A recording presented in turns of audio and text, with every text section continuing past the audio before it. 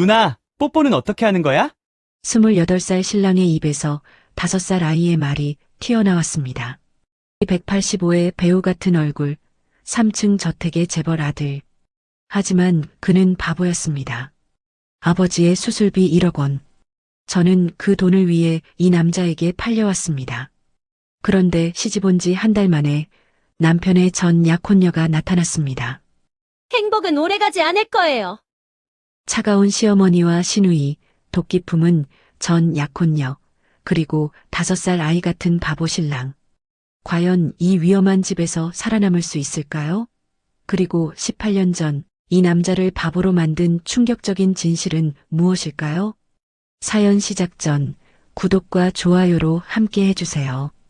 아버지의 수술 동의서에 도장을 찍으면서도 손이 떨렸습니다. 병원 복도에서 어머니가 제 손을 꼭 잡았죠. 그 손은 차갑고 거칠었어요. 평생 바다에서 일하신 어부의 아내답게 어머니 손엔 굳은 살이 가득했습니다. 수정아, 그래도 네 인생은 포기하지 마라. 어머니 눈에서 눈물이 떨어지는 걸 보며 저는 환하게 웃었습니다. 울면 어머니가 더 슬퍼하실 테니까요. 어머니, 전 괜찮아요. 정말이에요. 좋은 집안이라고 하잖아요. 3개월 전 아버지가 갑자기 쓰러지셨습니다. 오랜 세월 바다에서 고생하신 탓에 심장이 많이 약해지셨더라고요. 수술비는 1억이 넘었습니다.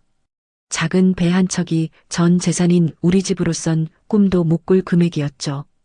온 동네 사람들이 걱정하던 중에 뜻밖의 소식이 들려왔습니다. 도시의 부유한 강씨 집안에서 특별한 며느리를 찾는다는 거였어요. 평생 돌봐줄 착한 여자를 찾는다면서요. 그 대가로 결혼과 동시에 거액을 지원한다고 했죠. 저는 망설이지 않았습니다. 아버지를 살릴 수 있는 유일한 기회였으니까요. 첫 만남에서 본 강현우는 정말 충격적일 만큼 잘생긴 사람이었습니다. 키는 180이 훌쩍 넘었고 이목구비는 배우처럼 뚜렷했어요. 깨끗한 피부며 다정한 눈매며 모든 게 완벽했죠. 그런데 그가 입을 열자마자 모든 게 달라졌습니다. 우와, 예쁜 누나다. 엄마, 이 누나 우리 집에 데려가도 돼?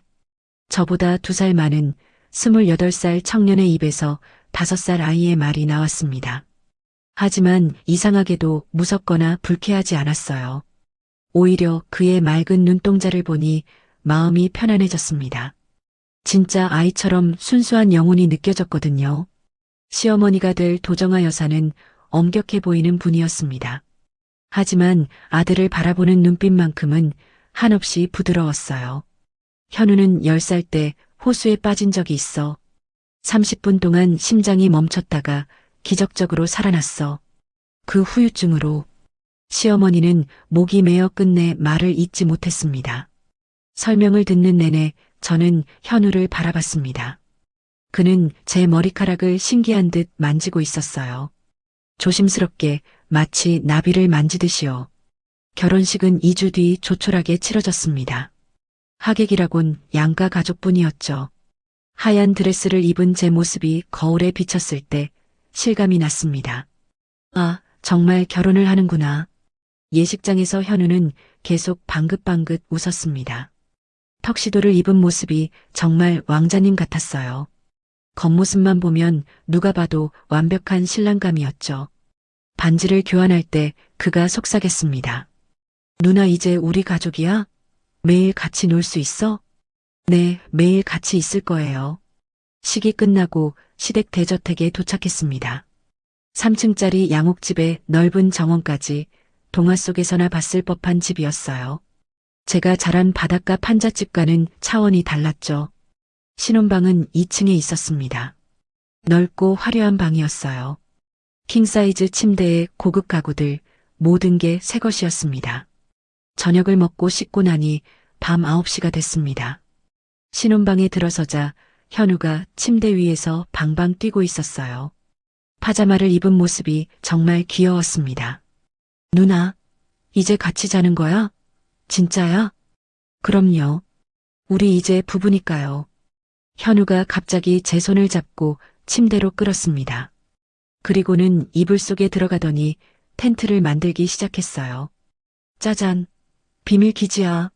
여기서 누나랑 둘이서만 있는 거야. 이불을 머리 위로 덮고 있으니 정말 어린 시절로 돌아간 기분이었습니다. 현우가 손전등을 켜서 제 얼굴을 비췄어요. 누나 얼굴이 반짝반짝해. 현우 씨 얼굴도 반짝반짝하네요. 서로 얼굴을 비추며 깔깔대고 웃었습니다. 그러다 현우가 진지한 표정으로 물었어요. 누나, 뽀뽀는 어떻게 하는 거야?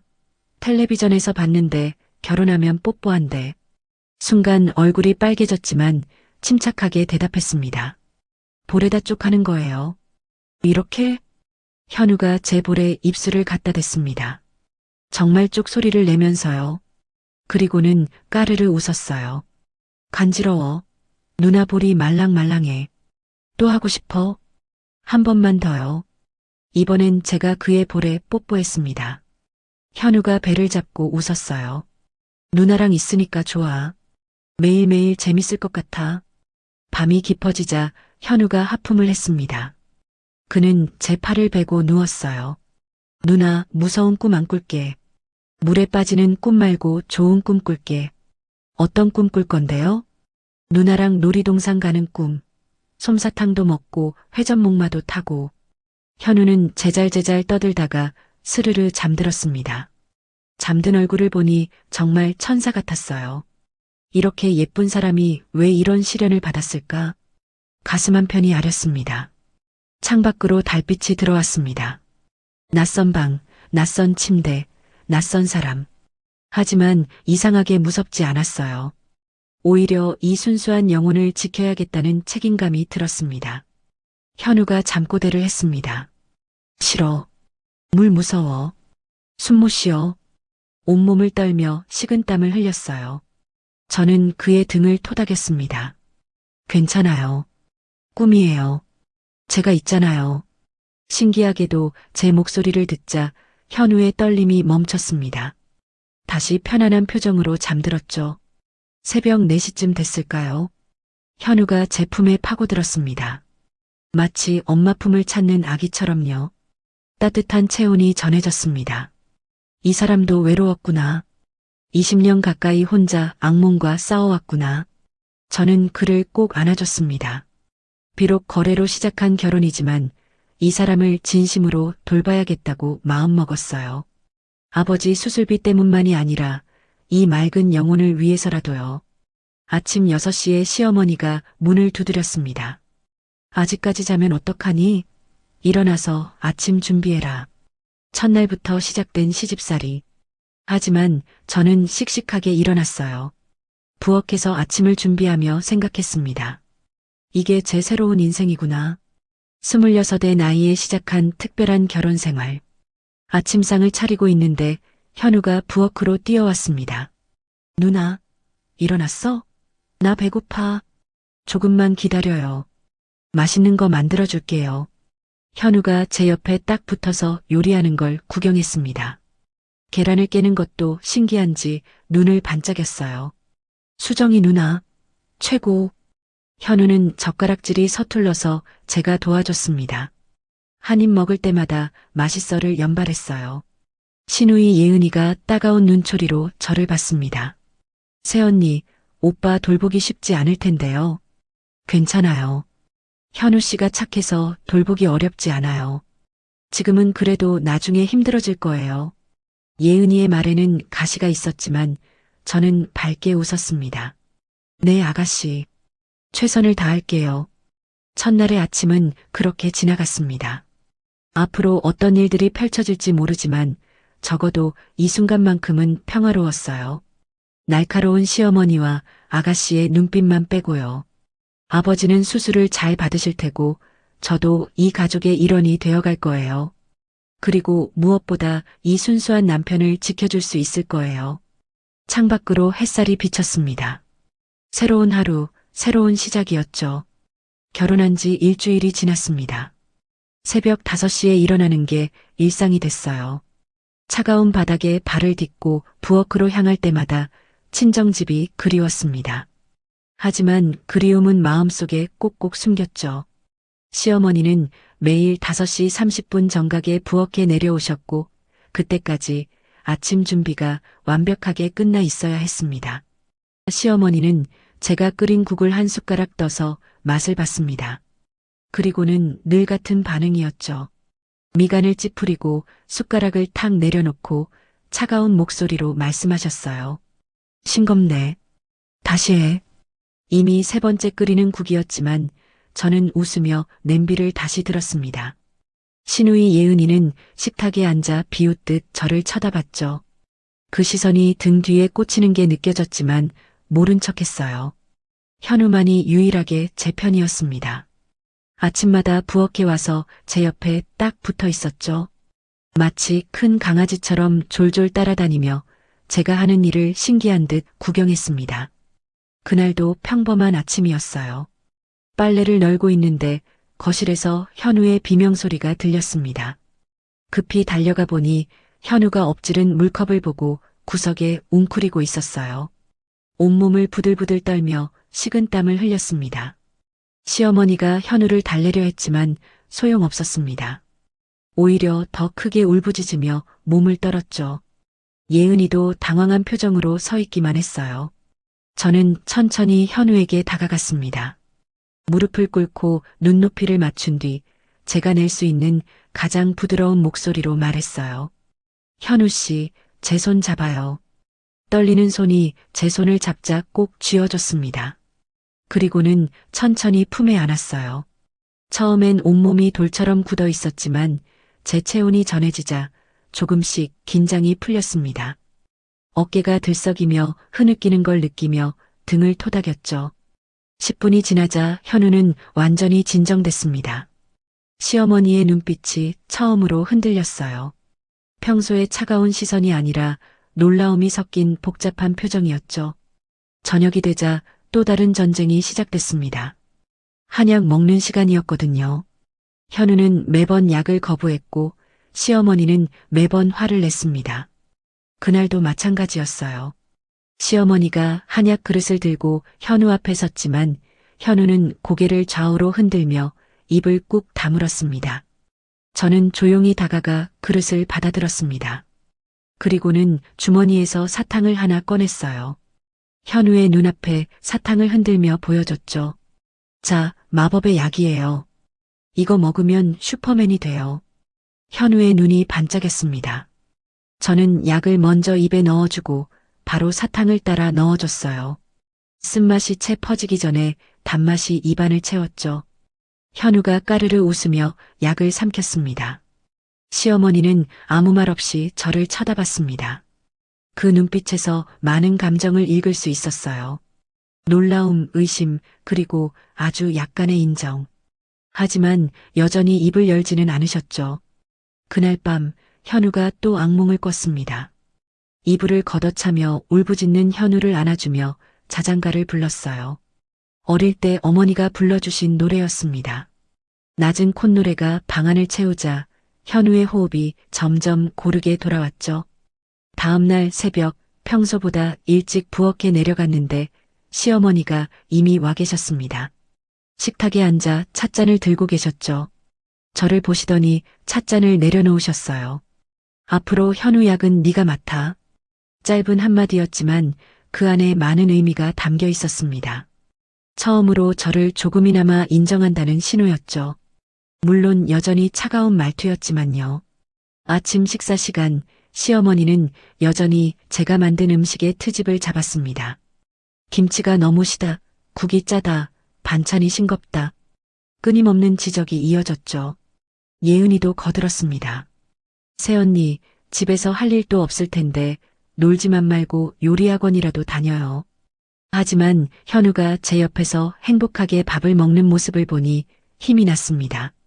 적어도 한 사람은 제 요리를 맛있게 먹어주니까요. 오후가 되자 시어머니가 저를 불렀습니다. 거실 소파에 앉아 계시던 시어머니 앞에 섰더니 봉투 하나를 내미셨어요. 생활비야. 장보고 현우 필요한 거 사. 남은 건 반납해. 봉투를 열어보니 5만원 200장, 1000만원과 함께 VIP 전용 신용카드가 들어있었습니다. 시어머니는 저를 위아래로 훑어보시더니 말했어요. 그리고 네 옷도 좀 사입어. 너무 구질구질해 보여. 차가운 말투였지만 나름의 배려인 것 같았습니다. 저는 고개를 숙였어요. 감사합니다, 어머님. 장을 보러 나가는 길, 현우가 따라왔습니다. 손을 꼭 잡고 콧노래를 부르며 걷는 현우를 보니 정말 어린아이 같았어요. 시장에서 과일을 고르는데 현우가 사과를 들고 왔습니다. 누나, 이거 빨간 사과. 백설공주 사과 같아. 지나가던 사람들이 현우를 이상한 눈으로 쳐다봤습니다. 어른이 아이처럼 구는 모습이 이상했겠죠. 하지만 저는 당당하게 현우의 손을 잡고 웃었어요. 현우 씨, 이제는 누나라고 하면 안 돼요. 제 남편이잖아요. 이름을 불러주세요. 알겠어, 누나. 아니다, 알겠어, 수정이. 집으로 돌아오는 길에 작은 공원을 지나게 됐습니다.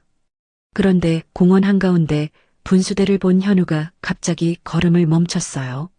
얼굴이 하얗게 질리더니 제 팔을 꽉 잡았습니다. 저는 재빨리 현우를 분수대 반대쪽으로 이끌었어요. 그리고 현우의 시선을 제게 고정시켰죠. 두 손으로 현우의 볼을 감싸고 눈을 맞췄습니다. 저만 보세요. 다른 건 보지 말고 제 눈만 봐요. 현우가 제 눈을 뚫어지게 쳐다봤습니다. 저는 계속 미소를 지으며 현우를 분수대에서 멀리 데려갔어요. 안전한 거리에 오자 현우가 안도의 한숨을 내쉬었죠. 집에 돌아오니 예은이가 현관에서 기다리고 있었습니다. 팔짱을 끼고 차가운 표정으로 저를 봤어요. 오빠 데리고 어디 갔다 와요? 엉뚱한 생각하고 데리고 나갔던 건 아니죠? 예은이의 말에는 가시가 가득했습니다. 하지만 저는 웃으며 장본 물건들을 들어보였어요. 시장에 다녀왔어요. 어머님이 장보라고 하셔서요. 예은이는 콧방귀를 뀌며 돌아섰습니다. 그 뒷모습을 보며 한숨이 나왔지만 참았어요. 언젠가는 마음을 열겠죠. 저녁을 준비하며 생각했습니다. 아직 시어머니와 시누이는 저를 인정하지 않지만 적어도 현우 약을 맡긴 건 작은 진전이었어요. 한 걸음씩 천천히 이 가족의 일원이 되어가는 거겠죠. 그날 밤 현우가 제 손을 잡고 잠들었습니다. 평소보다 악몽을 덜 꾸는 것 같았어요. 저도 모르게 현우의 머리를 쓰다듬었습니다. 이 순수한 영혼을 지켜야겠다는 마음이 더 단단해졌죠. 새벽에 눈을 떴을 때 창밖으로 해가 떠오르고 있었습니다. 또 하루가 시작되는 거예요. 힘든 시집살이지만 현우가 있어서 버틸 수 있을 것 같았습니다. 그리고 언젠가는 시어머니와 시누이도 제 진심을 알아주리라 믿었어요. 결혼한 지 한 달이 되었습니다. 어제 친정에서 전화가 왔어요. 아버지 수술이 성공적으로 끝났다는 소식이었죠. 전화를 받고 나서 눈물이 났습니다. 이 결혼을 선택한 가장 큰 이유였으니까요. 아버지가 회복 중이라는 말에 당장이라도 달려가고 싶었지만 참았습니다. 아침 식사를 마치고 시어머니께 조심스럽게 말씀드렸어요. 어머님, 친정 아버지가 수술을 마치고 회복 중이라고 해서요. 잠시 다녀와도 될까요? 시어머니는 찻잔을 내려놓으며 저를 쳐다보셨습니다. 차가운 눈빛이었지만 전보다는 조금 부드러워진 것 같았어요. 그래, 가봐. 혼자 가도 되니까 편하게 다녀와. 고개를 숙여 인사를 하고 일어서려는데 현우가 갑자기 제 소매를 잡았습니다. 눈이 동그래지더니 입을 삐죽 내밀었어요. 나도 갈래요. 수정이 혼자 가면 안 돼요. 시어머니가 미간을 찌푸렸습니다. 현우를 데리고 가는 건 쉬운 일이 아니었으니까요. 하지만 현우는 제 팔을 꽉 잡고 놓지 않았습니다. 어린아이가 떼쓰는 것처럼 발을 동동 굴렀어요. 현우야, 수정이는 금방 돌아올 거야. 집에서 기다려. 시어머니가 달래려 했지만 소용없었습니다. 현우는 고개를 좌우로 흔들며 더 크게 떼를 썼어요. 결국 시어머니도 한숨을 쉬며 허락하셨습니다. 데려가. 대신 현우에게 무슨 일 생기지 않게 조심 또 조심해야 돼. 다음 날 아침 현우와 함께 친정으로 출발했습니다. 현우는 창밖을 신기한 듯 구경했어요. 지나가는 풍경 하나하나에 감탄하며 제게 계속 말을 걸었습니다. 수정이, 저기 소 있어요. 소가 밥 먹어요. 저기 산이 정말 높아요. 하늘까지 닿을 것 같아요. 그런데 가끔 현우의 말이 이상하게 또렷해질 때가 있었어요. 택시가 커브를 돌 때 현우가 중얼거렸습니다. 이 속도와 각도라면 원심력이 약 0.3G 정도 되겠네요. 안전 범위 내지만 조금 더 감속하면 승객이 편할 텐데. 깜짝 놀라 현우를 쳐다봤지만 다시 아이처럼 창밖을 구경하고 있었습니다. 방금 그 말을 한 게 맞나 싶을 정도로 천진난만한 표정이었어요. 택시에서 내려 시장을 지나가는데 한 여자가 아기를 안고 울고 있었습니다. 사람들이 모여 있었고 여자는 계속 도움을 청하고 있었어요. 제발 도와주세요. 우리 아기가 아파요. 병원비가 필요해요. 현우가 발걸음을 멈추고 그 여자를 뚫어지게 쳐다봤습니다. 그리고는 주머니에서 지갑을 꺼냈어요. 시어머니가 준 생활비 1,000만 원이 들어있는 지갑이었죠. 현우 씨, 잠깐만요. 제가 막으려 했지만 현우는 이미 돈을 꺼내 여자에게 건네고 있었습니다. 여자는 놀란 표정으로 돈을 받더니 감사하다는 말도 제대로 하지 않고 급히 사라졌어요. 저는 직감적으로 뭔가 이상하다는 걸 느꼈습니다. 아기가 아픈 엄마치고는 너무 빨리 사라졌고 눈빛도 이상했어요. 현우는 뿌듯한 표정으로 웃고 있었지만 저는 불안했습니다. 현우 씨, 여기서 기다려요. 금방 올게요. 저는 그 여자가 사라진 방향으로 뛰어갔습니다. 골목을 몇 개 지나자 그 여자가 보였어요. 아기를 안고 있던 여자는 이제 빈손이었고 한 남자와 함께 돈을 세고 있었습니다. 아기는 어디에도 없었어요. 화가 치밀어 올랐습니다. 순수한 현우를 속인 게 용서가 안 됐어요. 저는 조용히 다가가 그들의 대화를 들었습니다. 오늘도 대박이네. 바보 하나 걸렸어. 그러게. 1,000만 원이라니. 이런 호구가 또 어디 있어. 주먹을 꽉 쥐고 그들 앞에 섰습니다. 놀란 두 사람이 저를 쳐다봤어요. 그 돈 돌려주세요. 거짓말로 받은 돈이잖아요. 남자가 비웃으며 일어섰습니다. 저보다 훨씬 덩치가 컸지만 무섭지 않았어요. 현우를 생각하니 용기가 났습니다. 넌 뭐야? 우리가 뭐 빼앗기라도 했어? 준 돈 받아온 건데 이제 와서 뭐 어쩌라고요? 저는 핸드폰을 꺼내 들었습니다. 방금 다 녹음했어요. 경찰에 신고하면 어떻게 될까요? 사실 녹음한 건 없었지만 그들은 당황한 표정을 지었습니다. 서로 눈치를 보더니 결국 돈을 던지듯 줬어요. 재수없게. 꺼져. 돈을 받아들고 현우에게 돌아왔습니다. 현우는 같은 자리에서 저를 기다리고 있었어요. 걱정스러운 표정으로 저를 맞이했죠. 수정이, 왜 뛰어갔어요? 넘어지면 아야 해요. 저는 돈을 현우에게 돌려주며 말했습니다. 앞으로 누굴 도울 때는 제가 옆에 있을 때만 해요. 우리 가족 돈은 제가 지킬게요. 현우는 고개를 끄덕이며 제 손을 잡았습니다. 따뜻하고 큰 손이었어요. 드디어 친정에 도착했습니다. 대문을 열고 들어서자 어머니가 마당에서 빨래를 널고 계셨어요. 저를 보자마자 빨래를 내던지고 달려오셨습니다. 우리 수정이 얼마나 보고 싶었는지 어머니의 품에 안기니 그동안 참았던 눈물이 쏟아졌습니다. 한 달 동안의 힘든 시집살이가 떠올라서 더 서러웠어요. 어머니도 제 등을 토닥이며 우셨습니다. 집 안으로 들어가니 아버지가 침대에 누워 계셨습니다. 많이 여위셨지만 얼굴빛은 전보다 나아 보였어요. 저를 보자 힘겹게 웃으셨습니다. 우리 딸 왔구나. 아버지 손을 잡고 한참을 울었습니다. 수술이 잘 되어서 정말 다행이었어요. 이 결혼이 헛되지 않았다는 생각에 마음이 놓였습니다. 저녁을 먹고 마당에 나와 있는데 현우가 아버지를 뚫어지게 쳐다보고 있었습니다. 아버지는 의자에 앉아 바람을 쐬고 계셨는데 현우가 다가가더니 갑자기 무릎을 꿇었어요. 고마워요, 아저씨. 살려줘서 고마워요. 모두가 놀라 현우를 쳐다봤습니다. 아버지도 당황하신 표정이었어요. 갑자기 무슨 말이야? 내가 뭘 살려줬다고.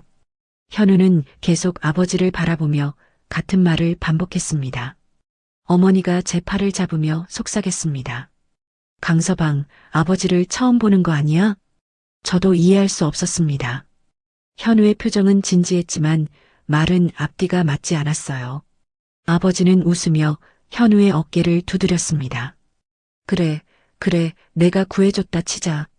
그러니까 우리 수정이 잘 대해줘야 한다, 강서방. 현우는 그제야 일어서서 다시 아이처럼 웃었습니다. 하지만 눈빛 깊은 곳에는 뭔가 간절한 감정이 남아 있었어요. 현우는 곧 잠이 들었고 저도 오랜만에 편안하게 잠들 수 있었어요. 다음 날 아침 시댁으로 돌아가기 전에 아버지와 인사를 나눴습니다. 아버지는 제 손을 꼭 잡으며 말씀하셨어요. 수정아, 힘들면 언제든 돌아와도 된다. 고개를 저었습니다. 이제 시작했는데 포기할 수 없었어요. 현우를 보살피는 것도 제 책임이었고 무엇보다 현우와 함께 있으면 이상하게 마음이 따뜻해졌습니다. 돌아오는 길에 현우가 또 이상한 말을 했어요. 수정이 아버지가 18년 전에도 같은 일을 하셨을까요? 물고기 잡는 일 말이에요. 글쎄요. 아마 그러셨겠죠. 아버지는 평생 어부셨으니까요. 현우는 고개를 끄덕이더니 창밖을 바라봤습니다. 입가에 알 수 없는 미소를 짓고 있었어요. 시댁에 도착하자 시어머니가 현관에서 기다리고 계셨습니다. 표정이 딱딱했지만 저희가 무사히 돌아온 걸 확인하자 안도하는 것 같았어요. 잘 다녀왔어? 네, 어머님. 덕분에 오랜만에 친정 부모님도 뵙고 정말 감사합니다.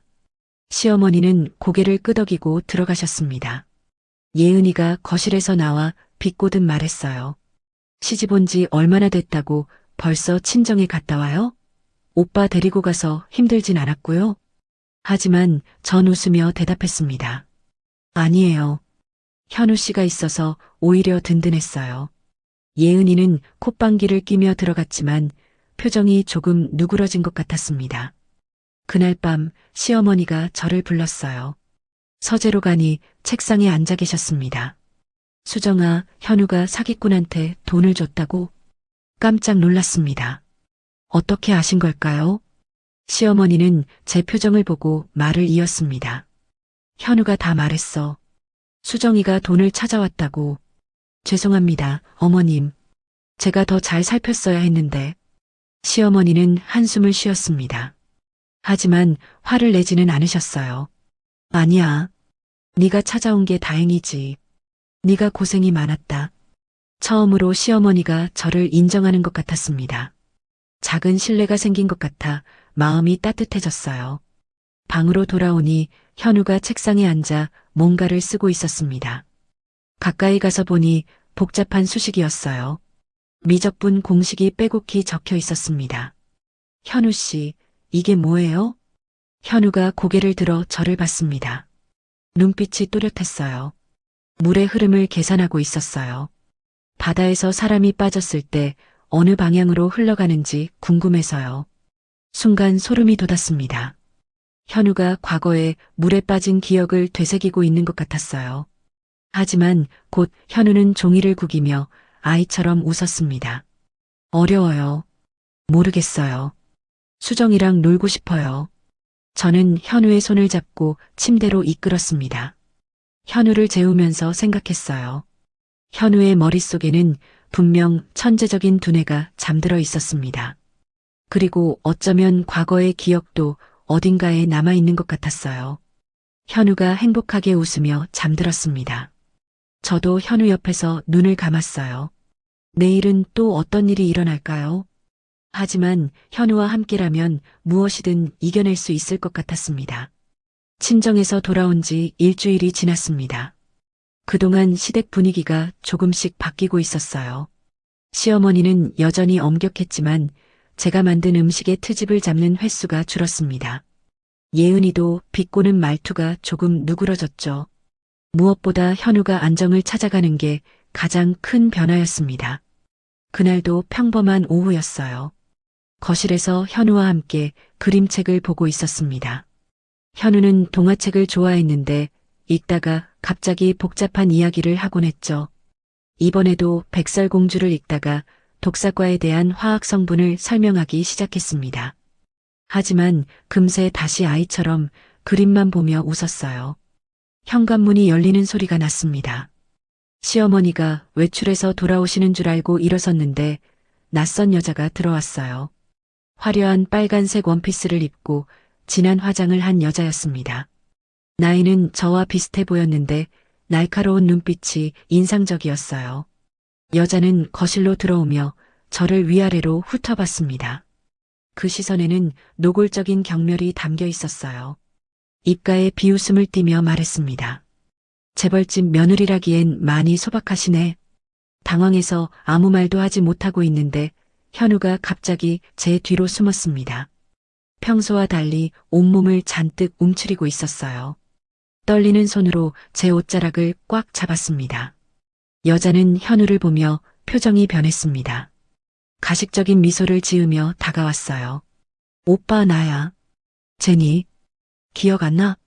현우는 고개를 좌우로 흔들며 더 뒤로 물러났습니다. 눈에는 두려움이 가득했어요. 제니라는 여자는 계속 현우에게 다가오려 했지만 현우는 제 등 뒤에서 나오지 않았습니다. 싫어요. 저 누나 목소리 싫어요. 수정이 옆이 좋아요. 제니의 얼굴이 일그러졌습니다. 질투와 분노가 뒤섞인 표정이었어요. 주먹을 꽉 쥐더니 차가운 목소리로 말했습니다. 오빠 왜 그래? 왜 누나라고 해 갑자기? 예전에 오빠가 나 좋아했잖아. 그때 시어머니가 들어오셨습니다. 반가운 얼굴을 본 듯 눈이 휘둥그레지시며 제니의 두 손을 잡으셨어요. 어머, 제니야 어쩐 일이야. 미리 연락을 주지 그랬어. 제니는 시어머니께 능숙하게 인사를 했습니다. 하지만 그 속에는 계산된 차가움이 있었어요. 어머님, 오랜만에 뵙고 싶어서 왔어요. 현우 오빠도 보고 싶었고요. 어머님은 제니의 손을 이끌고 소파에 앉으셨고 저는 현우와 함께 구석에 서 있었어요. 제니는 차를 마시며 계속 저를 쳐다봤습니다. 시선 하나하나에 독이 묻어 있었어요. 시어머니께 말을 걸면서도 은근히 저를 깎아내렸습니다. 어머님, 새 며느리가 고생이 많으시겠어요. 현우 오빠 돌보는 게 쉽지 않을 텐데. 시어머니는 짧게 대답하셨습니다. 그래도 수정이 잘하고 있어. 제니의 눈빛이 더 날카로워졌습니다. 예상과 다른 대답이었나 봐요. 하지만 곧 다시 가식적인 웃음을 지으며 말했습니다. 그래도 전문 간병인이 아니니 힘드실 거예요. 제가 도와드릴까요? 현우가 제 팔을 더 세게 잡았습니다. 온몸으로 거부 의사를 표현하고 있었어요. 저는 현우를 감싸며 조용히 말했습니다. 괜찮아요. 저희끼리 잘 지내고 있어요. 제니가 일어섰습니다. 차가운 미소를 지으며 저를 똑바로 쳐다봤어요. 그래요? 그럼 앞으로도 잘 부탁드려요, 언니. 언니라는 호칭에 섬뜩함이 느껴졌습니다.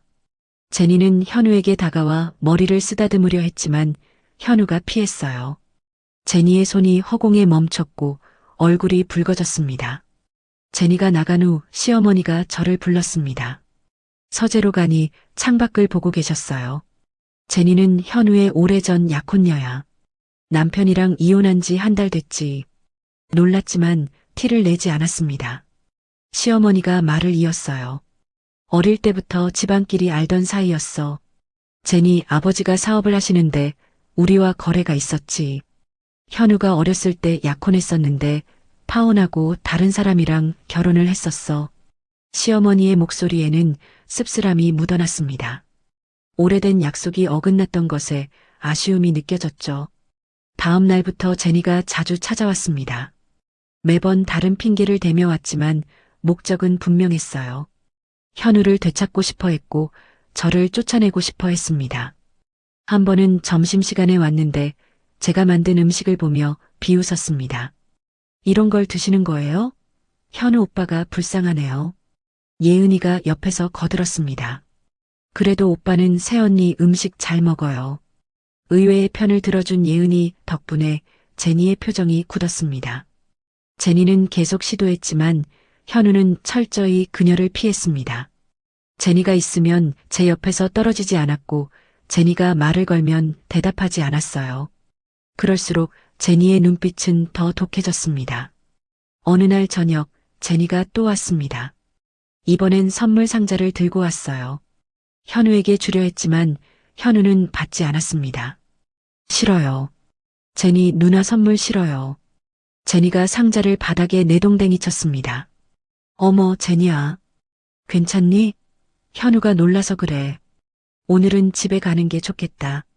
제니는 일어서며 저를 노려봤습니다. 그 눈빛에는 사리가 담겨 있었어요. 제니가 나간 후 현우가 제 손을 잡았습니다. 따뜻한 체온이 전해졌어요. 수정이, 제니 누나 무서워요. 저는 현우의 손을 꽉 잡아줬습니다. 앞으로 무슨 일이 일어날지 알 수 없었지만 현우를 지켜야 한다는 마음은 확고했어요.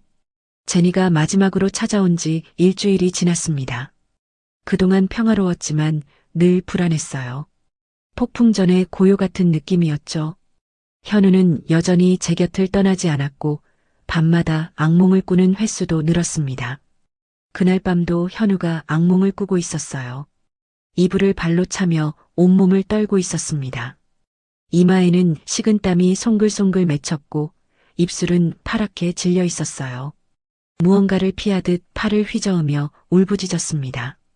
안 돼. 물은 안 돼. 숨이 막혀. 저는 현우를 조심스럽게 흔들어 깨웠습니다. 현우가 눈을 뜨자마자 제게 매달렸어요. 심장이 너무 빨리 뛰어서 제 가슴에도 그 박동이 느껴졌습니다. 떨리는 현우의 등을 토닥이며 속삭였어요. 괜찮아요. 나 여기 있어요. 문득 복도에서 발소리가 들렸습니다. 문이 조금 열리더니 시어머니가 들어오셨어요. 잠옷 차림이었지만 완전히 깨어 계신 것 같았습니다.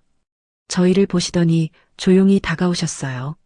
시어머니는 현우의 이마를 만져보셨습니다. 차가운 손이었지만 그 손길에는 걱정이 묻어났어요. 한숨을 쉬시며 말씀하셨습니다. 현우가 또 악몽을 꿨나 보네. 네, 어머님. 요즘 자주 그래요. 시어머니는 침대 끝에 앉으셨습니다. 달빛이 창문으로 들어와 시어머니의 얼굴을 비췄어요. 평소의 엄격한 표정이 아니라 지친 어머니의 얼굴이었습니다. 현우가 이렇게 된 후로 제대로 된 간병인을 구하기 힘들었어. 다들 며칠 못 버티고 그만뒀지. 시어머니의 목소리에는 오랜 피로가 묻어났습니다. 10년이 넘는 세월 동안 아들을 돌본 고통이 느껴졌어요. 근데 넌 달라. 현우가 너한테만 마음을 여는 걸 보니. 그때 현우가 잠꼬대를 했습니다. 수정이 좋아. 수정이랑 같이 있을래. 시어머니의 입가에 희미한 미소가 떠올랐습니다. 정말 오랜만에 보는 미소였어요. 시어머니는 일어서며 제 어깨를 가볍게 두드렸습니다. 이젠 너한테 많은 것들을 맡겨도 되겠네. 시어머니가 나가신 후 저는 현우를 다시 재웠습니다. 현우의 손을 꼭 잡고 있으니 악몽을 덜 꾸는 것 같았어요. 저도 현우 옆에 누워 천장을 바라봤습니다. 시어머니의 인정을 받은 것 같아 마음이 따뜻해졌어요. 다음 날 아침 예은이가 부엌으로 왔습니다. 평소와 달리 수줍은 표정이었어요. 제가 아침을 준비하는 걸 보더니 조용히 말했습니다. 새언니, 어젯밤에 들었어요. 오빠 악몽 꾼 거. 네, 요즘 자주 악몽 꾸더라고요. 예은이는 냉장고에서 우유를 꺼내며 말을 이었습니다. 보통은 오빠가 악몽 꾸면 그냥 내버려뒀어요. 무서워서 가까이 가지도 못했죠. 예은이의 목소리에는 미안함이 묻어났습니다. 그동안 차갑게 대했던 것에 대한 후회인 것 같았어요. 언니가 없었으면 큰일 날 뻔했어. 예은이가 처음으로 저를 언니라고 불렀습니다. 그 한마디에 눈물이 날 뻔했어요. 하지만 참고 웃으며 대답했습니다. 가족이니까 당연한 거예요.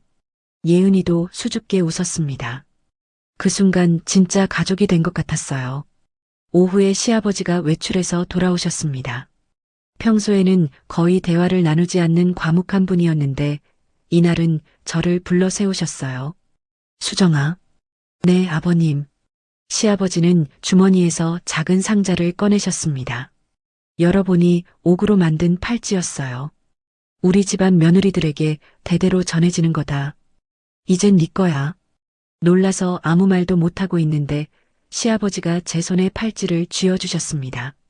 현우를 잘 부탁한다. 짧은 한마디였지만 무게가 남달랐습니다. 시아버지도 저를 진짜 며느리로 인정해 주신 거예요. 팔찌를 꼭 쥐고 깊이 인사했습니다. 저녁 식사 시간 온 가족이 모였습니다. 평소와 달리 화기애애한 분위기였어요. 예은이가 제가 만든 김치찌개를 맛있게 먹으며 말했습니다. 언니, 요리 실력이 늘었어요. 시어머니도 고개를 끄덕이셨습니다. 그러게, 이제야 먹을 만하네. 장난스러운 표정으로 말을 붙이셨어요. 현우는 행복하게 웃으며 밥을 먹었습니다. 식사 후 거실에 모여 차를 마시는데 현우가 갑자기 일어섰습니다. 그리고는 놀라운 말을 했어요.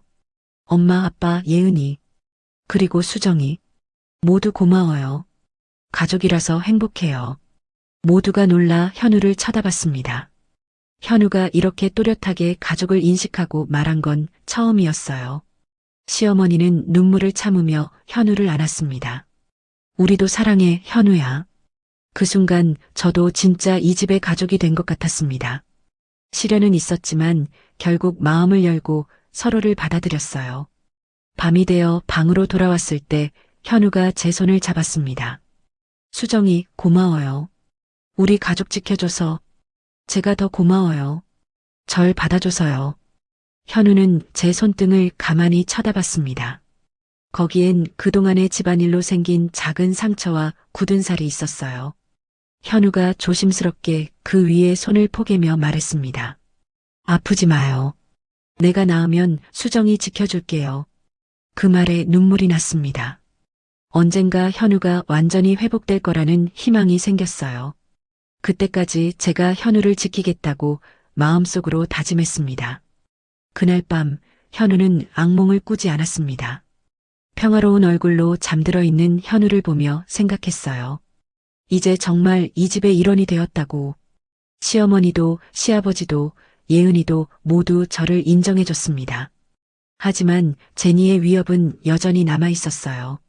그녀의 독한 눈빛을 잊을 수 없었습니다. 무슨 일을 벌일지 알 수 없어 불안했지만 이제는 혼자가 아니었어요. 가족이 있었습니다. 창밖으로 달이 밝게 빛나고 있었습니다. 내일은 또 어떤 일이 일어날까요?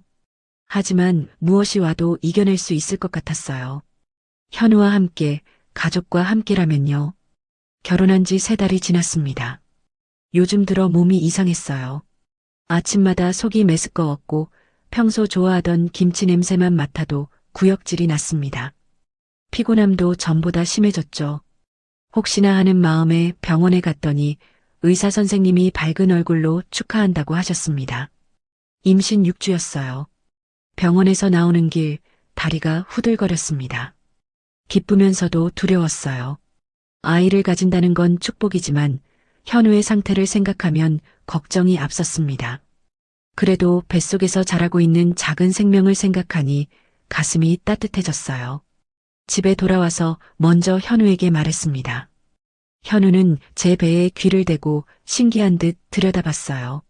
수정이 배 안에 아기가 있어요? 네, 우리 아기예요. 현우는 환하게 웃으며 제 배를 쓰다듬었습니다. 그런데 갑자기 눈빛이 달라지는 걸 느꼈어요. 순간 다른 사람처럼 보였습니다. 수정이, 임신 초기엔 조심해야 해요. 밥 많이 먹고 무거운 거 들면 안 돼요. 피곤하면 꼭 쉬어야 하고. 마치 의사처럼, 아니 정상적인 남편처럼 말하는 현우를 보며 숨이 멎는 줄 알았습니다. 하지만 그 순간은 길지 않았어요. 곧 다시 아이 같은 표정으로 돌아왔습니다. 아기 이름은 뭐로 할까요? 예쁜 이름으로 지어요. 심장이 두근거렸습니다. 방금 그건 뭐였을까요? 현우 안에 잠들어 있던 뭔가가 깨어나고 있는 걸까요? 저녁 식사 시간에 온 가족에게 임신 소식을 전했습니다. 시어머니는 숟가락을 놓고 저를 뚫어지게 쳐다보셨어요. 표정을 읽을 수 없어서 불안했는데 갑자기 눈물을 흘리셨습니다. 정말이니? 정말 아이가 생긴 거야? 네, 어머님. 6주래요. 시어머니는 자리에서 일어나 저를 안았습니다. 처음으로 받는 따뜻한 포옹이었어요. 시어머니의 눈물이 제 어깨를 적셨습니다. 고맙다, 정말 고맙다. 우리 집안에 새 생명이 올 줄이야. 시아버지도 크게 웃으셨습니다. 평소에 보기 힘든 환한 표정이었어요. 잘했다, 수정아. 정말 잘했어. 예은이도 기뻐하며 제 손을 잡았습니다. 언니 축하해요. 조카가 생기는 거네요. 제가 예쁜 애기 옷 잔뜩 사줄게요. 온 가족이 기뻐하는 모습을 보니 저도 행복했습니다. 현우는 계속 제 배를 쓰다듬으며 아기에게 말을 걸었어요. 순수한 기쁨이 얼굴에 가득했습니다. 그날 밤 현우가 잠들기 전에 또 한 번 이상한 일이 있었어요. 제가 물을 마시려고 하자 현우가 갑자기 제 손을 잡았습니다. 수정이, 물은 미지근하게 마셔야 해요. 찬물은 자궁을 수축시킬 수 있어요. 그 말을 하는 현우의 눈빛은 또렷했습니다. 마치 다른 사람 같았어요. 하지만 금방 다시 졸린 표정으로 제 팔을 안고 잠들었습니다. 이게 뭘까요? 아기가 생긴 후로 현우에게 이런 변화가 자주 일어났어요. 순간적으로 명료해지는 것 같다가도 금방 다시 돌아왔습니다. 마치 깊은 물속에서 잠깐씩 수면으로 올라오는 것처럼요. 다음 날 오후 제니가 찾아왔습니다. 임신 소식을 어떻게 들었는지 알고 온 것 같았어요. 평소보다 더 진한 화장을 하고 검은색 옷을 입고 있었습니다.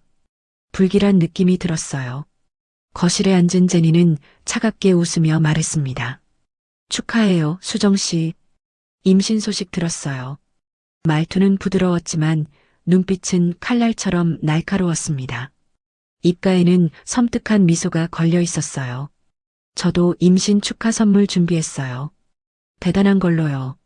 기대하세요. 그 한마디에 등골이 오싹해졌습니다. 선물이라는 말이 축복이 아니라 저주처럼 들렸어요.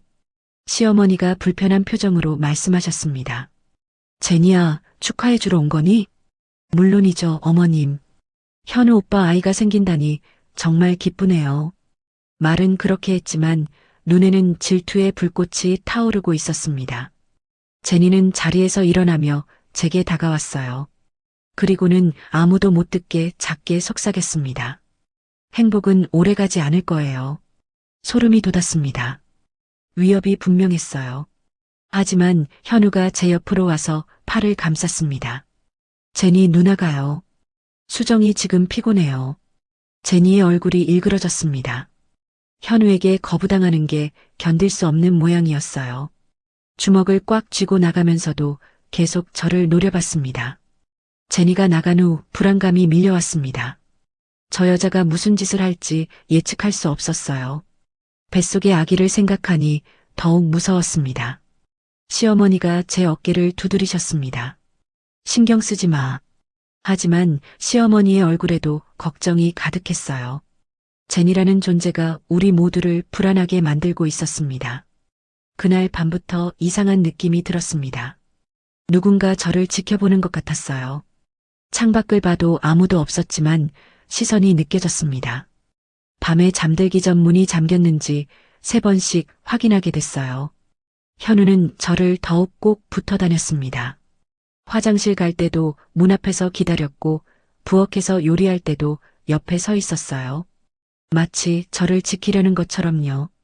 일주일 후 임신 8주가 되었을 때 입덧이 심해졌습니다. 아무것도 먹을 수 없었고 물만 마셔도 토했어요. 시어머니가 직접 죽을 끓여주시며 걱정하셨습니다.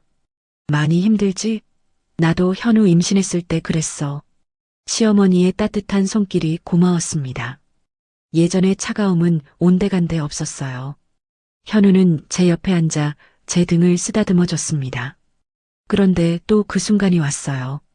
현우의 눈빛이 또렷해지더니 차분한 목소리로 말했습니다. 수정이, 입덧은 호르몬 때문이에요. 조금만 참으면 나아질 거예요. 생강차 마시면 도움돼요. 마치 의사처럼 정확하게 말하는 현우를 보며 놀랐습니다. 하지만 몇 초 후 다시 아이 같은 표정으로 돌아왔어요. 아기야, 엄마 힘들게 하지 마. 아빠가 부탁할게. 그 순수한 모습에 힘든 것도 있고 웃음이 났습니다. 하지만 동시에 궁금했어요. 현우 안에서 대체 무슨 일이 일어나고 있는 걸까요? 며칠 후 제니에게서 문자가 왔습니다. 바다가 그립지 않아요? 심장이 철렁 내려앉았습니다. 현우에게 문자를 보여주니 현우의 얼굴이 하얗게 질렸습니다. 온몸이 떨리기 시작했어요. 무서워요. 가면 안 돼요. 저는 현우를 꼭 안아줬습니다. 하지만 아직은 아무도 제니가 정말로 무슨 짓을 할 거라고 생각하지 않았어요. 그냥 질투에 눈먼 여자의 협박 정도로 여겼죠. 하지만 저는 알고 있었습니다. 제니의 눈빛을요. 그녀는 포기하지 않을 거예요. 저와 뱃속의 아이를, 현우와의 행복을 없애려 할 거예요. 밤에 현우가 제 배에 손을 얹고 있었습니다. 그리고는 또 그 또렷한 눈빛으로 저를 보며 말했어요. 수정이랑 아기 지킬 거예요. 약속해요. 그 말이 왜인지 불길하게 느껴졌습니다. 마치 무슨 일이 일어날 것을 예감하는 것처럼요. 뱃속의 아기를 감싸 안으며 생각했어요. 무슨 일이 있어도 이 아이를 지켜야 한다고. 현우도 우리 가족도 지켜야 한다고. 하지만 폭풍은 이미 다가오고 있었습니다. 저는 아직 몰랐어요. 제니가 얼마나 무서운 선물을 준비하고 있는지를요. 그날은 유독 습한 아침이었습니다. 장마철 특유의 끈적한 공기가 피부에 달라붙었어요. 현우는 아침부터 거실에서 색종이를 접고 있었습니다. 빨강, 노랑, 파랑 종이가 그의 서툰 손끝에서 학이 되어가고 있었죠. 아기 선물이에요. 1000마리 접으면 소원 이루어져요. 그의 맑은 눈동자가 반짝였습니다. 벌써 300개는 넘게 접은 것 같았어요. 매일 밤 잠들기 전까지 종이를 접는 현우의 모습이 애처로우면서도 사랑스러웠습니다. 점심 무렵 모르는 번호로 전화가 왔습니다. 받지 않을까 했는데 받아보니 시어머니였어요. 수정아, 미안한데 부탁 하나만 들어줄 수 있니? 네, 어머님. 무슨 일이세요? 아까 예은이가 급히 나가면서 서류 가방을 두고 갔더라. 회사에 꼭 필요한 거래 서류라는데 지금 중요한 회의 중이라 못 나온대. 내가 가려고 했는데 갑자기 허리가 아파서 말이야. 시어머니의 목소리가 평소보다 감정이 없게 들렸고 기계음이 섞여 들렸어요. 그런데 시어머니 목소리는 분명했죠. 괜찮으세요? 제가 갖다 드릴게요. 어디로 가면 되나요? 고맙구나. 예은이가 문자로 주소 보낸다고 했어. 미안하다, 수정아. 아니에요, 어머님. 제가 당연히 해야죠.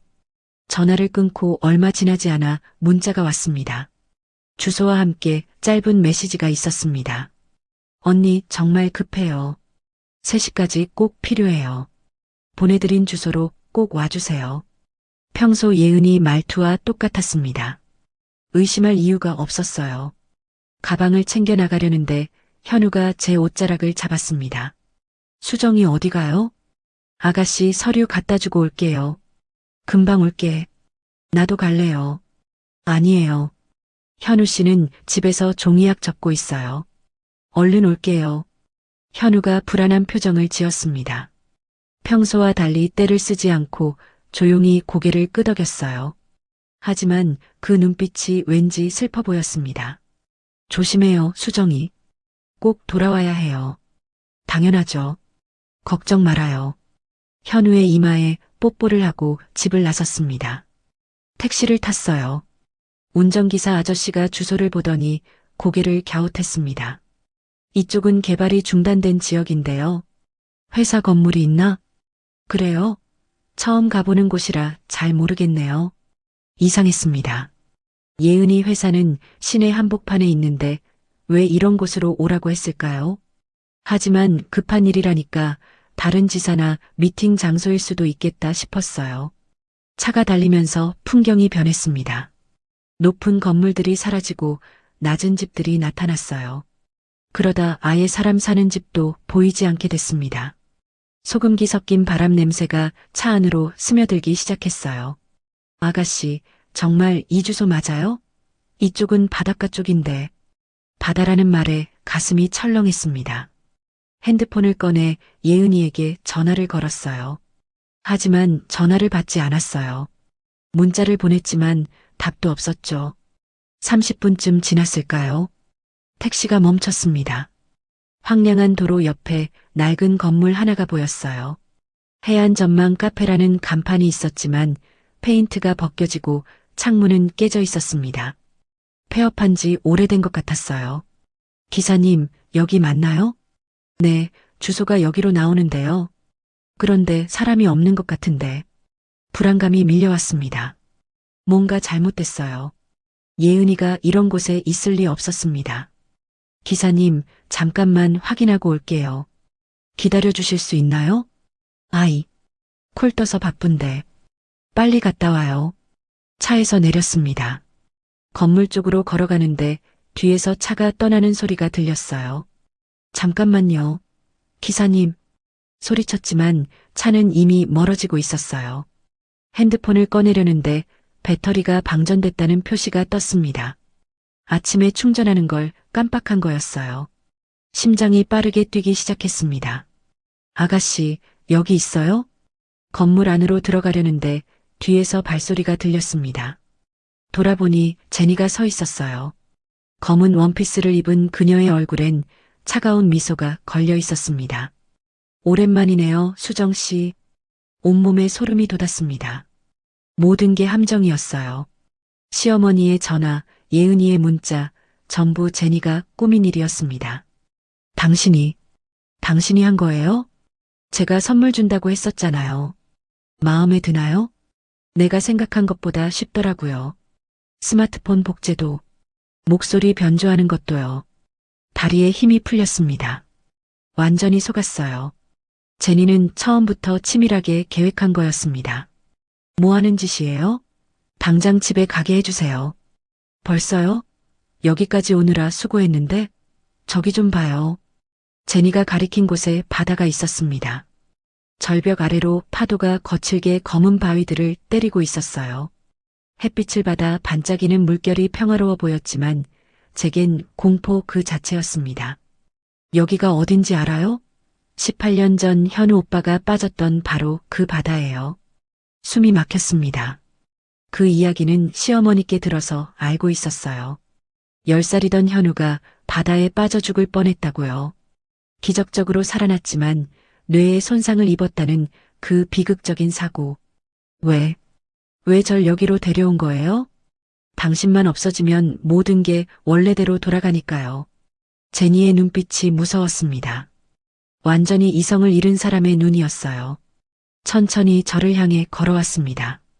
현우 오빠는 원래 제 사람이었어요. 우리 집안끼리 정한 약혼이었죠. 사고 나기 전까지만 해도 오빠는 저를 좋아했어요. 똑똑하고 멋진 사람이었죠. 제니의 목소리가 떨렸습니다. 질투와 집착이 뒤섞인 감정이 느껴졌어요. 그런데 사고 후에 모든 게 변했어요. 저희 부모님이 약혼을 파기했죠. 바보가 된 남자와 결혼할 순 없다면서요. 전 괜찮다고 했는데. 그럼 그때 지켰어야죠. 왜 지금 와서 이러는 거예요? 전 어렸어요. 부모님 말을 거역할 수 없었다고요. 그런데 당신은 뭐예요? 돈 때문에 바보랑 결혼한 주제에 사랑 타령을 해요? 본능적으로 뒤로 물러났습니다. 하지만 곧 절벽 끝에 다다랐어요. 아래를 보니 까마득한 높이였습니다. 파도가 거칠게 바위를 때리고 있었어요. 제니 씨, 제발 이러지 마세요. 뱃속에 아이가 있다고요. 아이, 그래서 더 없어져야 해요. 현우 오빠의 아이는 제가 낳았어야 했어요. 전 18년을 기다렸다고요. 제니가 달려들었습니다. 필사적으로 저항했지만 그녀의 힘이 셌습니다. 실랑이를 벌이던 중 발이 미끄러졌어요. 안 돼. 비명을 질렀지만 소용없었습니다. 몸이 허공에 떴어요. 본능적으로 배를 감쌌습니다. 아이만은 지켜야 한다는 생각뿐이었어요. 차가운 바닷물이 온몸을 덮쳤습니다. 숨을 쉴 수 없었어요. 짠물이 코와 입으로 들어왔습니다. 물속은 너무 어두웠어요. 위아래도 분간이 안 됐습니다. 필사적으로 헤엄치려 했지만 임신한 몸은 무거웠고 옷이 물을 머금어 더욱 가라앉았어요. 폐가 터질 것 같았습니다. 의식이 흐려지기 시작했어요. 아가야, 엄마가 지켜주지 못해서 미안해. 그때 현우 얼굴이 떠올랐습니다. 종이약을 접던 그 순수한 모습이요. 1000마리를 다 접지도 못했는데, 소원을 이루지도 못했는데, 한편 집에서 현우는 불안하게 색종이를 접고 있었습니다. 수정이 나간 지 1시간이 넘었는데 연락이 없었어요.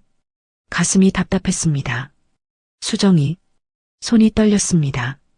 뭔가 나쁜 일이 생긴 것 같았어요. 머릿속에서 이상한 느낌이 들기 시작했습니다.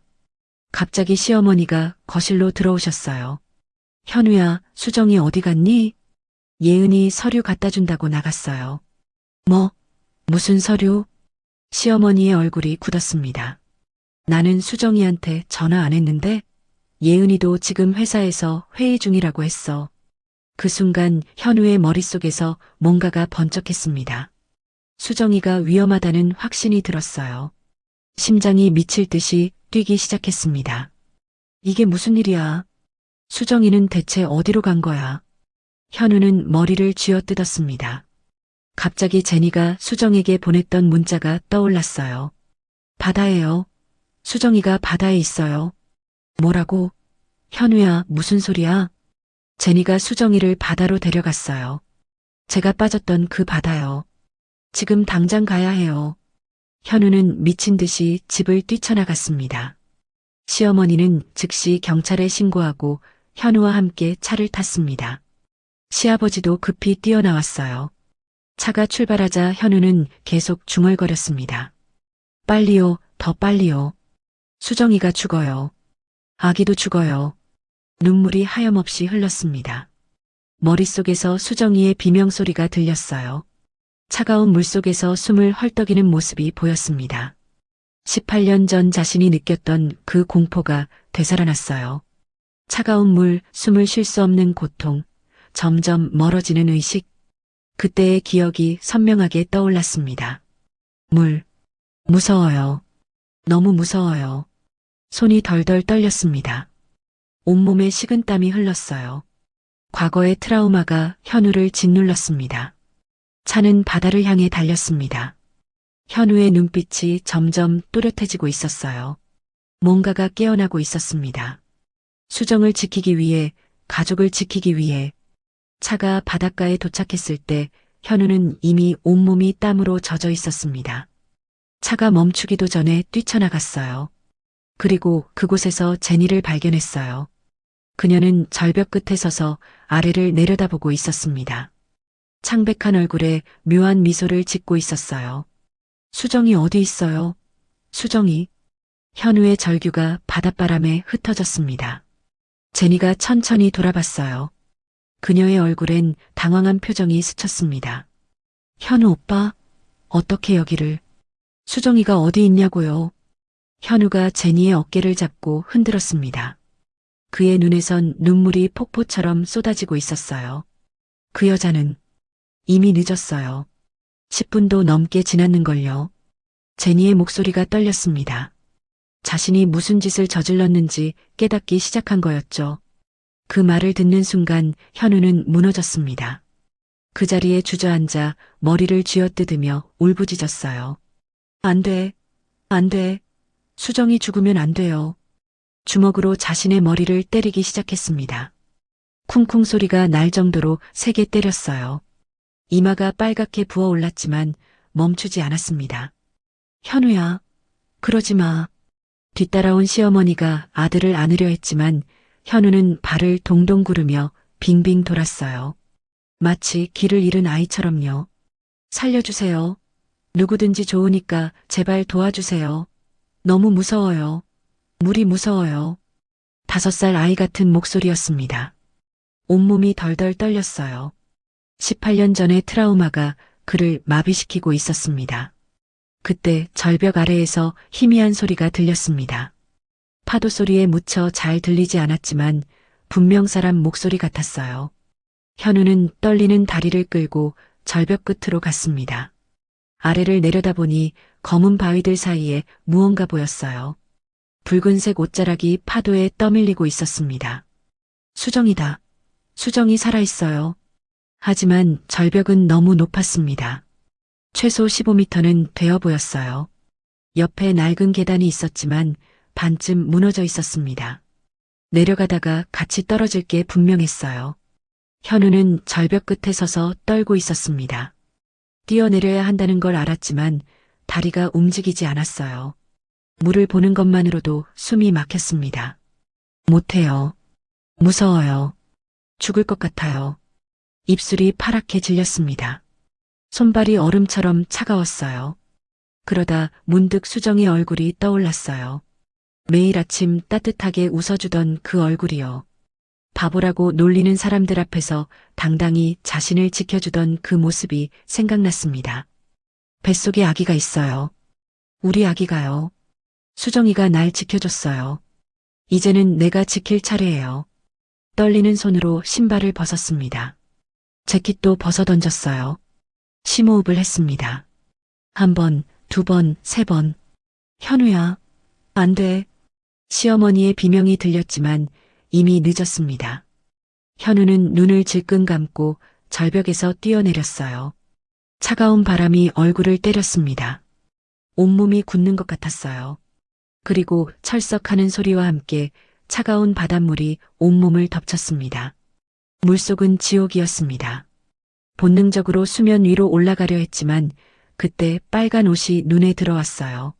수정이 바위에 걸려 있었습니다. 창백한 얼굴, 감긴 눈, 축 늘어진 팔. 안 돼. 현우는 있는 힘껏 헤엄쳤습니다. 제대로 배운 적도 없는 개헤엄이었지만 필사적이었어요. 파도가 계속 밀어냈지만 포기하지 않았습니다. 팔이 수정에게 닿았습니다. 수정아, 일어나요. 제발. 반응이 없었습니다. 현우는 수정을 안고 해안가로 헤엄쳤어요. 하지만 파도는 너무도 거셌습니다. 숨이 턱까지 차올랐어요. 팔다리에 힘이 빠지기 시작했습니다. 안 돼. 포기하면 안 돼. 수정이랑 아기를 지켜야 해. 그때 기적처럼 파도가 두 사람을 해변으로 밀어줬습니다. 현우는 마지막 힘을 짜내 수정을 모래사장으로 끌어올렸어요. 수정아, 숨 쉬어요. 아기 생각해요. 수정의 가슴을 눌렀습니다. 어디서 본 건지도 모르지만 몸이 기억하고 있었어요. 하나, 둘, 셋. 규칙적으로 압박했습니다. 그리고 수정의 코를 막고 입에 숨을 불어넣었어요. 한참을 그렇게 했습니다. 손바닥이 빨갛게 부어올랐고 입술이 퍼렇게 질렸지만 멈추지 않았어요. 제발, 제발 살아나요. 그때 수정이 컥 하고 물을 토했습니다. 짠물이 쏟아져 나왔어요. 수정아, 살았어요. 수정이 희미하게 눈을 떴습니다. 초점이 흐릿했지만 분명 살아있었어요. 입술이 떨리며 뭔가 말하려 했습니다. 괜찮아요. 이제 괜찮아요. 현우가 있으니 괜찮아요. 현우가 수정을 꼭 안았습니다. 그 순간 극도의 긴장이 풀리면서 눈앞이 갑자기 캄캄해졌어요. 몸이 무너져 내렸습니다. 수정 옆에 쓰러진 채 의식을 잃었어요. 여보, 현우 씨. 수정이 간신히 몸을 일으켜 현우를 흔들었지만 반응이 없었습니다. 그의 얼굴은 창백했고 입술은 파랗게 질려 있었어요. 그때서야 시어머니와 시아버지 그리고 경찰이 계단을 타고 내려왔습니다.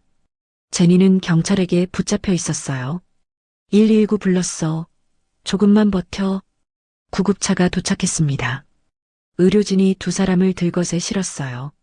수정은 어느 정도 의식이 있었지만 현우는 전혀 반응이 없었습니다. 남편이 절 구하고 쓰러졌어요. 제발 살려주세요. 수정이 울부짖었습니다. 구급대원들이 현우에게 산소 마스크를 씌우고 심폐소생술을 시작했어요.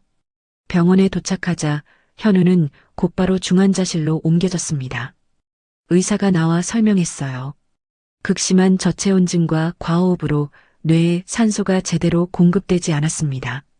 게다가 과거 뇌손상 병력이 있어서 더 위험한 상태예요. 지금은 혼수 상태입니다. 시어머니가 그 자리에서 무너졌습니다. 시아버지가 겨우 부축했지만 두 분 다 넋이 나간 표정이었어요. 또 이런 일이.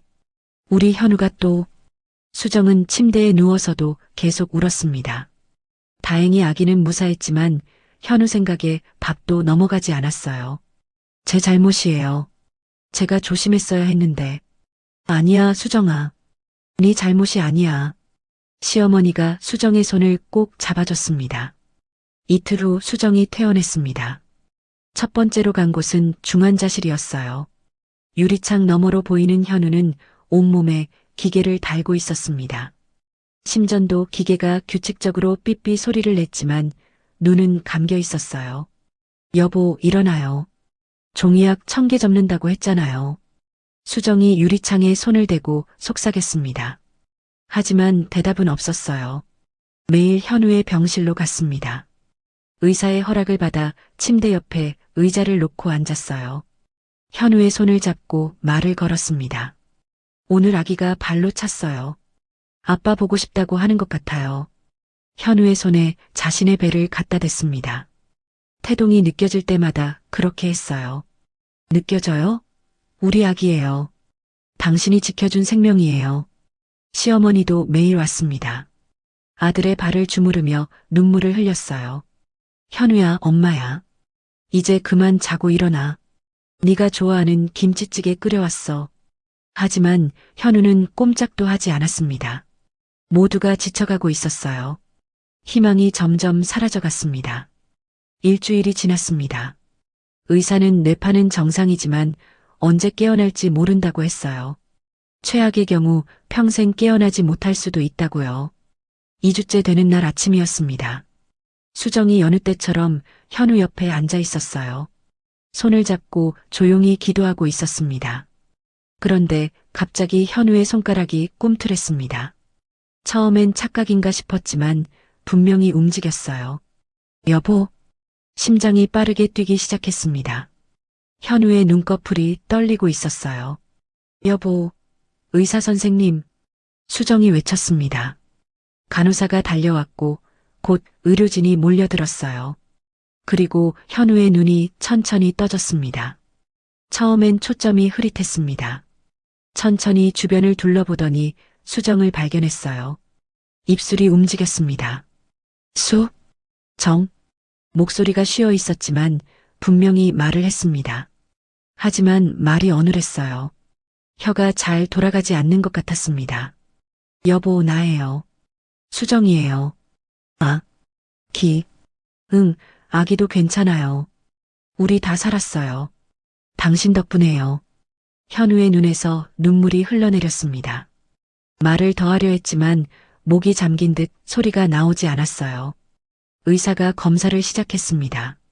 동공 반응, 감각 테스트, 여러 가지를 확인했어요. 기적입니다. 깨어났어요. 하지만 아직 언어 중추가 완전히 회복되지 않은 것 같습니다. 시간이 필요할 거예요. 다음 이틀 동안 현우는 말을 제대로 하지 못했습니다. 단어를 겨우 내뱉는 정도였어요. 고마워, 사랑해 같은 짧은 말만 했습니다. 하지만 눈빛이 달랐어요. 정과 다른 깊이가 있었습니다. 수정을 볼 때도 시어머니를 볼 때도 확실히 인식하고 있는 게 느껴졌어요. 사흘째 되는 아침, 수정이 아침 식사를 가져왔습니다. 죽이었어요.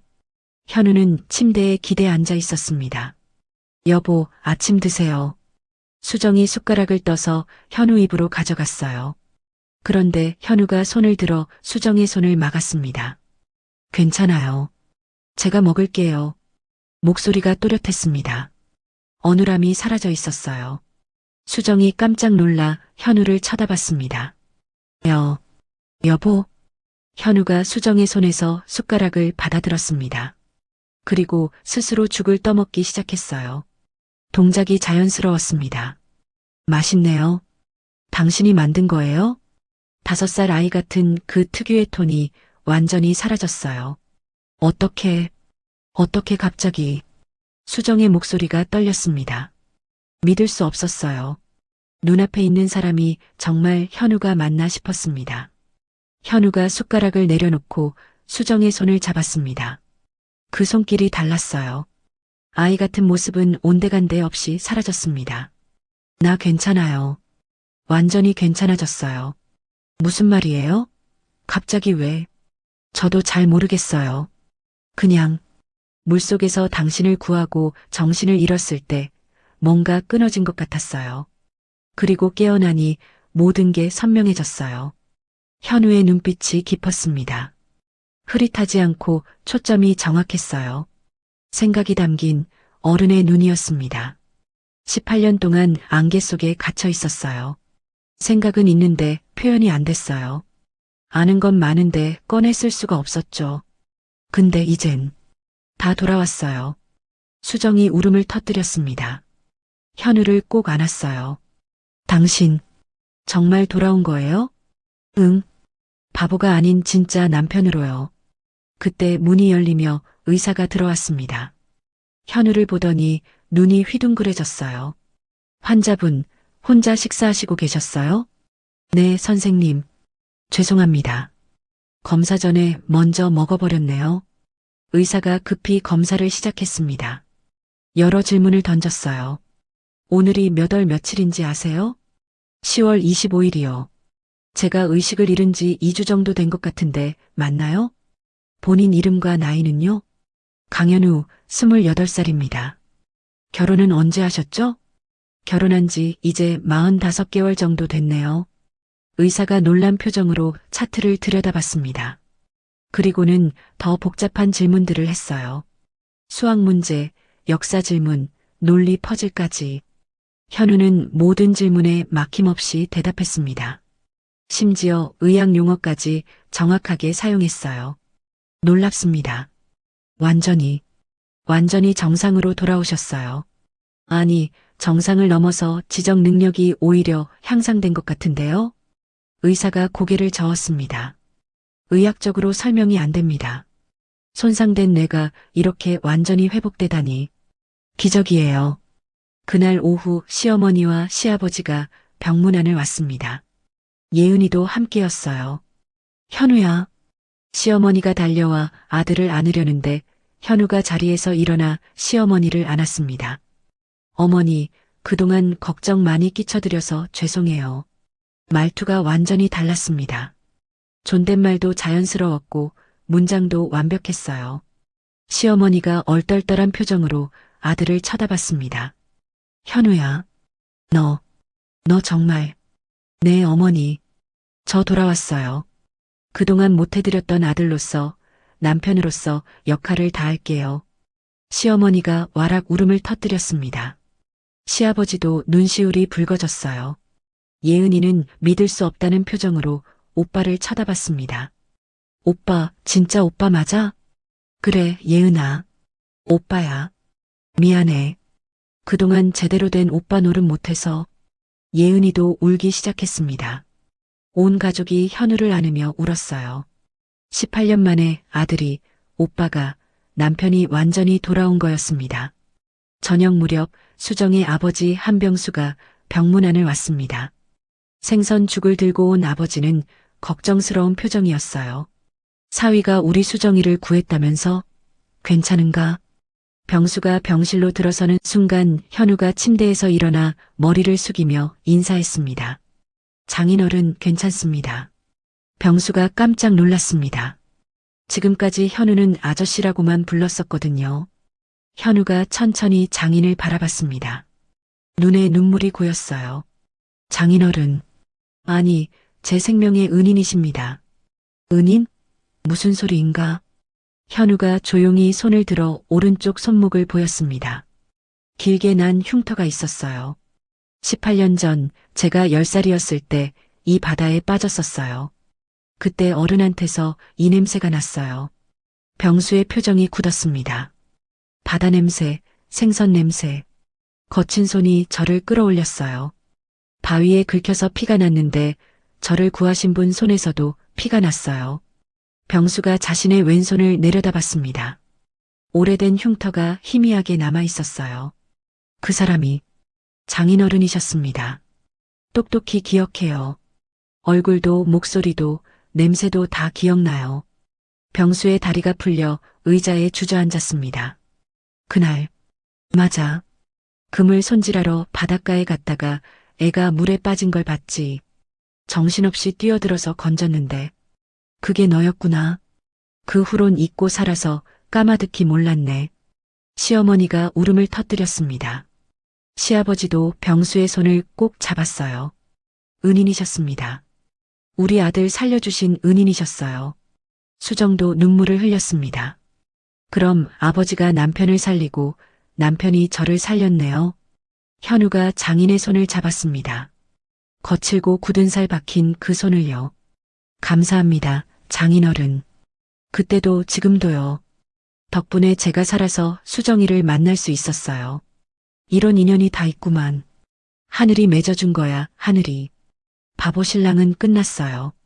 새로운 삶이 시작되었죠. 병원 복도가 조용했습니다. 현우가 완전히 회복되어 퇴원 준비를 하던 날이었어요. 시어머니가 검은색 정장 차림으로 병실에 들어오셨습니다. 손에는 두꺼운 서류 봉투가 들려 있었어요. 수정아, 현우야. 이제니 그 기집애 내가 끝내려고 해. 시어머니가 봉투에서 증거들을 꺼내기 시작했습니다.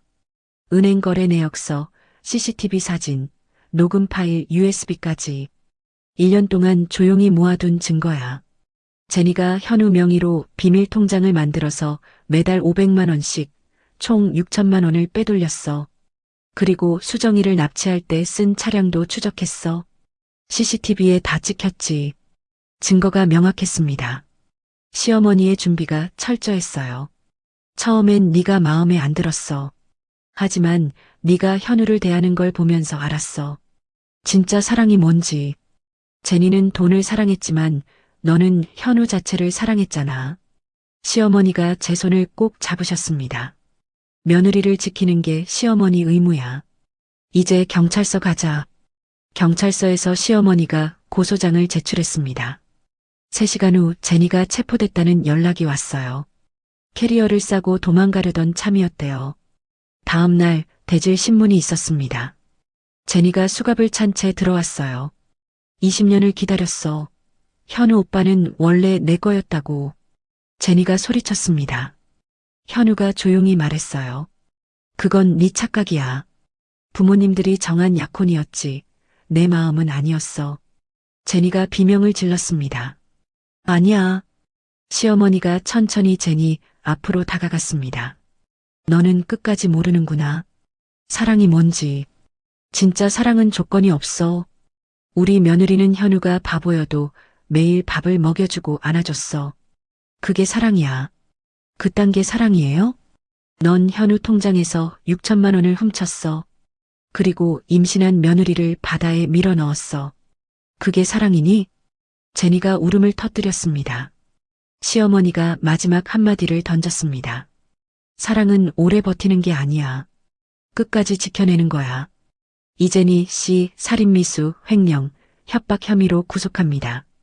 제니가 끌려가며 소리쳤어요. 후회할 거야. 하지만 아무도 돌아보지 않았습니다.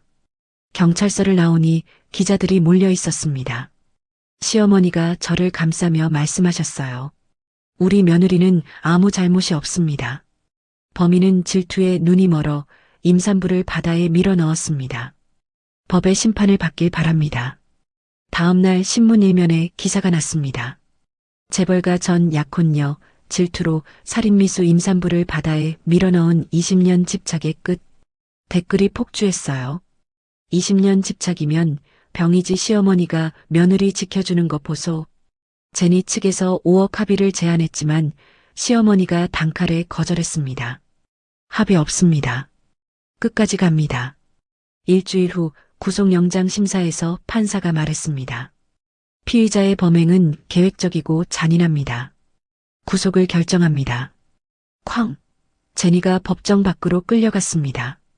그날 밤 뉴스는 재벌가 전 약혼녀 구속, 징역 15년 구형 예정이라고 보도했어요. 집으로 돌아온 밤 시어머니가 작은 상자를 주셨습니다. 금반지가 들어있었어요. 시어머니 반지야. 우리 집안 며느리에게 대대로 물려주는 거야.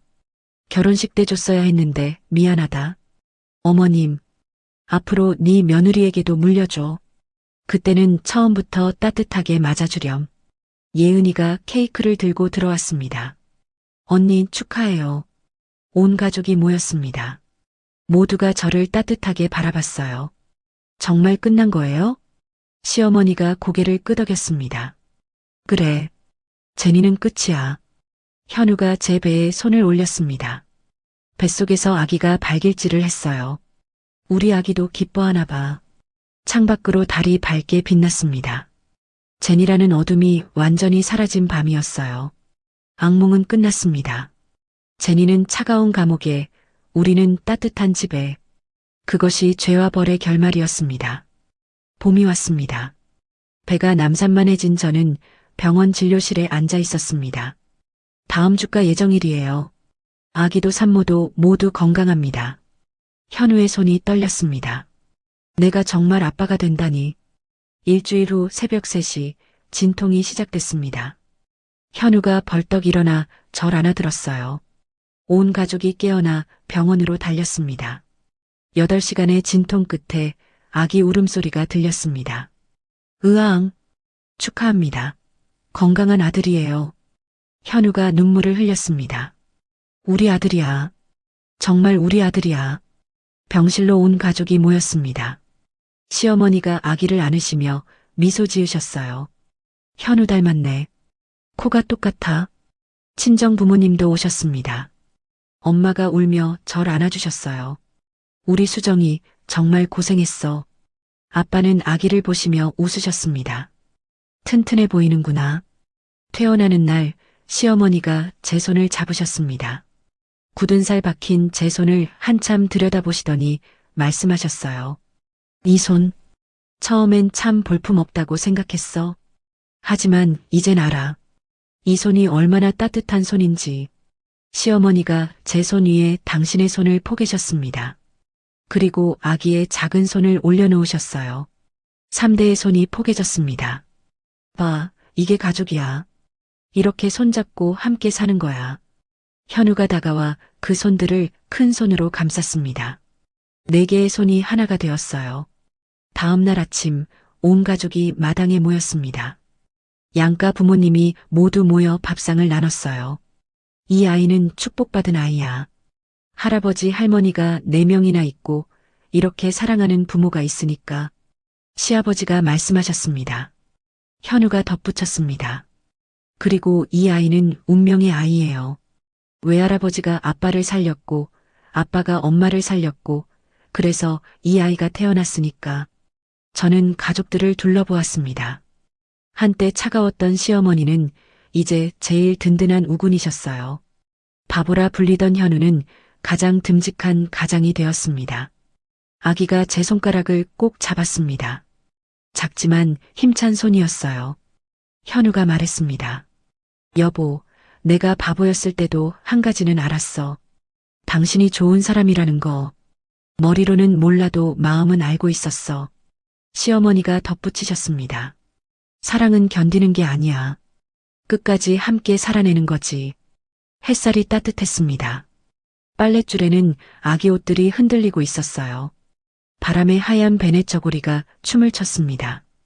현우가 조용히 말했습니다. 바보라 불리던 나는 이제 당신과 우리 아기, 가족들만 아는 바보로 평생 살아갈게. 아기가 까르르 웃었습니다. 온 가족이 따라 웃었어요. 이것이 우리의 이야기였습니다.